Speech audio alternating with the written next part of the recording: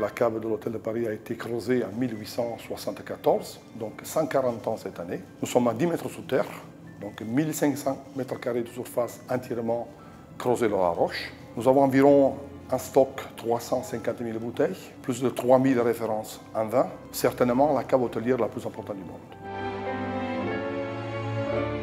L'année 2013 marque une date très importante pour l'histoire de la société de Menemer, donc les 150 ans.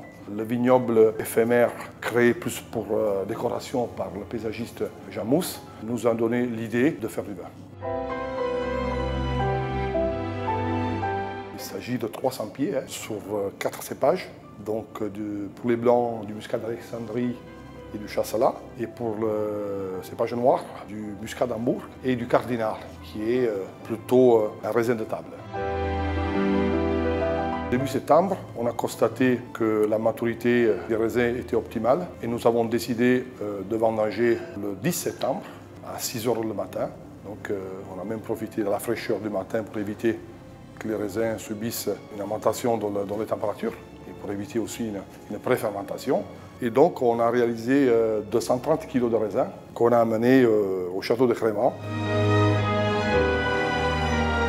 Donc, on a pris toutes précautions, si vous voulez, après fermentation, en mutage. On a voulu que le vin soit un vin à tous les effets, donc c'est devenu un vin doux naturel. Donc, un vin muté, comme on appelle ça en termes techniques. On a goûté les mousses et c'est quand même extraordinaire, puisqu'il y a des arômes de pêche, d'abricots, de fruits confits, qui sont dus au muscat d'Alexandrie, une certaine acidité donnée par le Chasselas, une certaine couleur ambrée donnée par le muscat d'Hambourg. Bref, l'ensemble a donné, je pense, naissance à quelque chose d'unique, qui est le nectar de Monaco.